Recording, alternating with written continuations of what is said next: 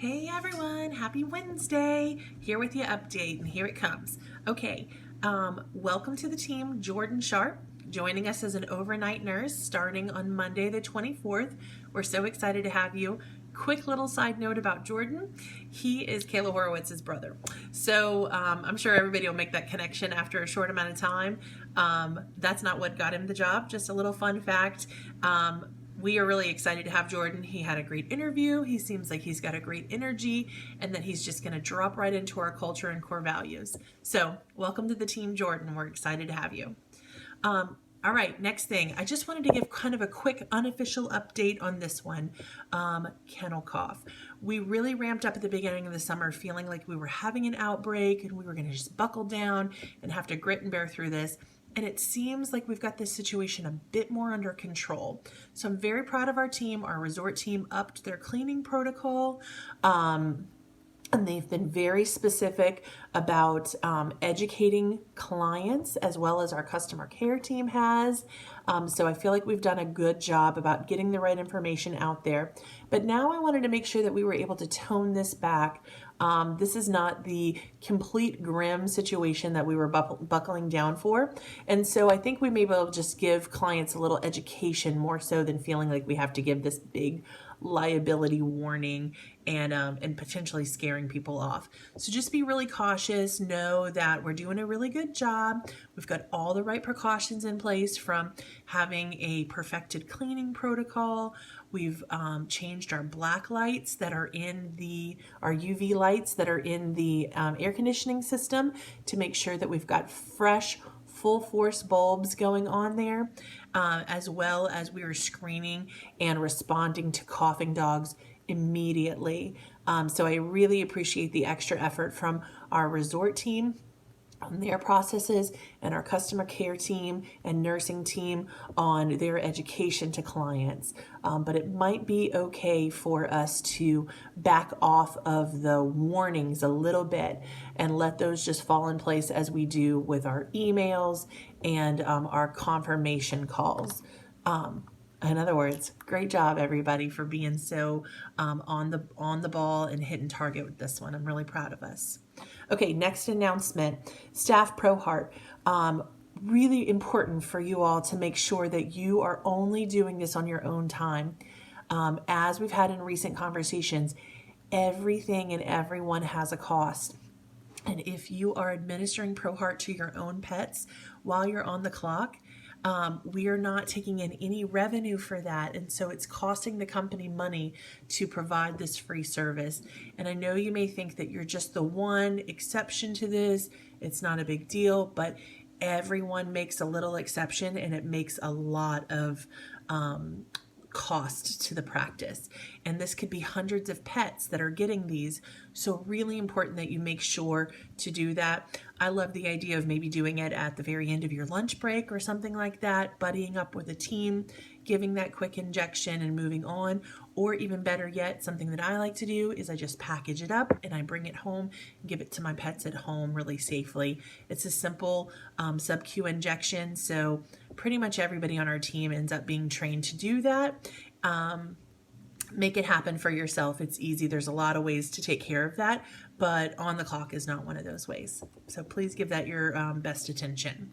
The next thing that I wanted to talk about were procedure days. Along the same school of thought, everyone has a cost. And so what happens to us is we went really hot and heavy on procedure day limits.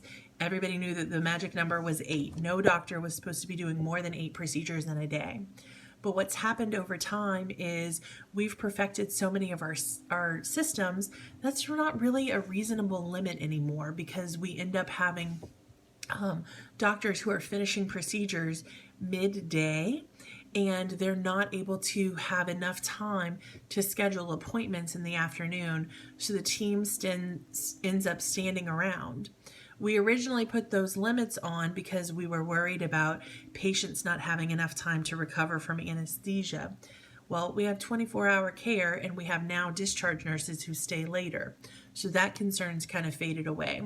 We were also concerned about our doctors overcommitting to the number of procedures that we have and causing overtime for our staff. That's obviously not a concern since we're finishing so early. So each of these concerns that led us to putting these limits have been superseded or resolved by a better system. So I think it's just about time for us to update the procedure limits. What we've done is we've looked at each individual doctor's capacity and the time that it takes them to perform these average procedures. We've come up with a daily limit. So you'll know that if Dr. Dusty's procedure day is upon you and you're scheduling for that, you're going to see he has a limit of 10. And so that'll be listed for you on the top of the procedure day where he's marked out for surgery. It'll say Dr. Dusty, surgery, and then in parentheses you'll see the number 10. So you would know that that's his natural limit. So each doctor will have that. Now when we say limit, I want you to take this loosely. The doctors are in control of their schedule. They always have been, and as far as I can see, they always will be. They know their capacity, they know the patients that they're scheduling for procedures, and so they can imagine how long these things will take. So please don't overreact or panic if you see that, again, as an example, if Dr. Dusty's limit was 10, if you see that he's scheduled 11 and it's okayed by him, that's okay. We'll keep a pulse on this situation. If we feel like we get into any of these kind of danger zones, we'll respond in that way. These limits take into consideration what we know that that doctor can perform. And on average, we've been having one pop-up surgery happen almost daily. So we would also be able to compensate for that last added procedure if we needed to. We have amazing procedure nurses. We have great responsive customer care team. Our whole support team is right in place for us to support this number of procedures per day. So I'm not expecting that this should be a problem.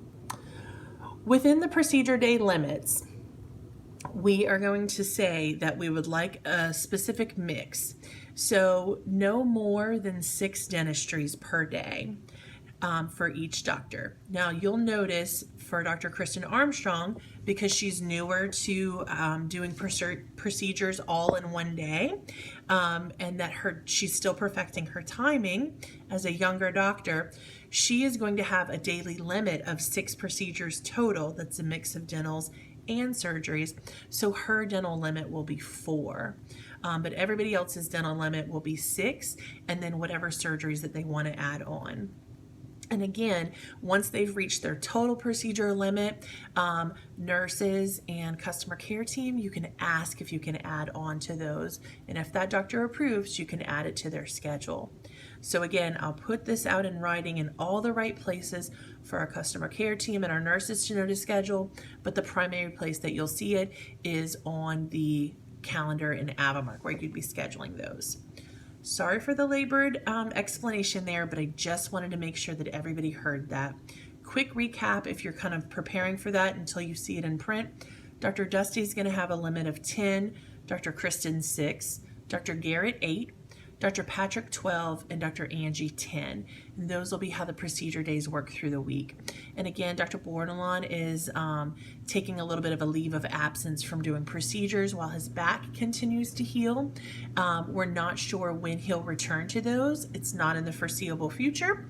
So at this point, those doctors who I listed would be those who would have regular procedure days at this point. Okay, moving on to the next topic, I wanted to talk about trading shifts. This is something that's been kind of bugging me a little bit on my mind, the way that we're handling this, that I'd like to sharpen up. So I wanted to explain it here. Trading shifts, I feel like this is happening in Slack. I see it a lot as a bystander and participant, that what'll happen is somebody will post a shift saying, hey, can anybody work for me on Thursday, for example, and then I'll see kind of a trade happening. I'll work your Thursday if you work my Sunday. Really, really nice idea. However, depending on when in the week this is being arranged, you might be breaking the pay week cycle, which could set someone up for working overtime. We're trying to avoid overtime. Remember, overtime has to be approved and it has to be necessary for the practice.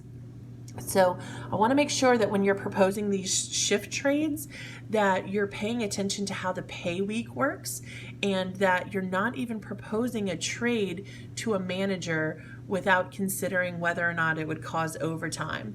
You have to know it's going to be an automatic no if it does cause overtime. So I wouldn't even really go there. We shouldn't be trading shifts this frequently either. I mean, these are proposed schedules that you accepted at one point, and I understand that things pop up, but work is a real priority for everybody, and I know that your pay is a priority for you, so these ideas really need to marry together like that. A shift trade should just happen occasionally, and I'm seeing it happen from the same people pretty frequently. I'm making this a global announcement because although it may happen from some people pretty frequently and others it never happens, it's the others who are participating in it by picking them up. So make sure that you're paying attention to those pay weeks when you're doing that, and that you're always having that approved by your manager. You should not have to use the manager on call to manage these things. That should be very, very rare, in other words. Okay, so make sure that you're aware of that, and don't propose anything that would violate those pay week policies on the overtime front. Okay, great. The next thing that I wanted to go over was about a new policy that we have. This is a new old policy. When I say that, I mean it's an old concept and something that we've stuck to, but it's not something that we've had in printed policy until now. And that's about mismedicating patients. It's funny to say that we haven't had a printed policy. I think it's just been an understood kind of responsibility of everybody. But y'all, it's in the uprise. We have had a lot of patients being mismedicated, and I wanted to define what I consider mismedicated. Mismedicated can mean that we give a patient a medication that was inappropriate. Maybe you give them the wrong med, maybe you give them the wrong patient's med, you give it at the wrong time, you give it at the wrong dose. You're not following the clearly printed instructions. That would be considered mismedicating. Mismedicating can also be considered dispensing the wrong medication to an owner who would go home and potentially mismedicate. This is the most outrageous issue that we have right now. I mean, the volume of these is really frequent. I think we had 5 in the last week medications that we confirmed went out of our door that were filled inappropriately. Wrong quantities sometimes, wrong strength, wrong drug, incorrect dosing on the labels. It's a real issue. As well as some in-house where we have not medicated when we were supposed to. This happens at the resort sometimes. At the hospital, maybe we've given the wrong medication at the wrong time. That happens. All of it is an issue because it's our responsibility. We're a hospital. I understand that we have a pet resort attached to us, but our classification, our primary reason for existing is we are a pet hospital. So I need everybody to take their job very seriously. I don't doubt that you do, but I do doubt that at many times what we're seeing is a symptom of people who are not taking the time to verify what they're doing, who are rushing through things and not accepting that the consequence is their own.